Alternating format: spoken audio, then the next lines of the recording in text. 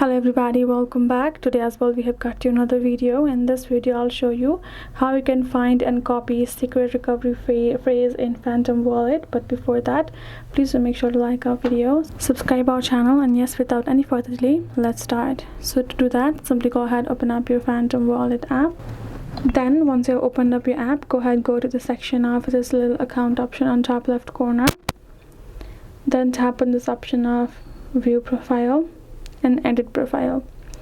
Once you're over here, you should be able to find this option of authorized factors. Tap on it. Now you will be able to see this option of not publicly viewable recovery phrase, right?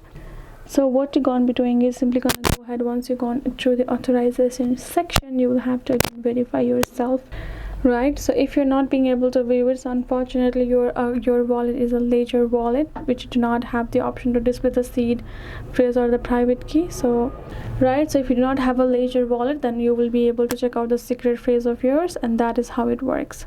So hope this video helped. Thank you so much for watching. I'll see you guys in our next video.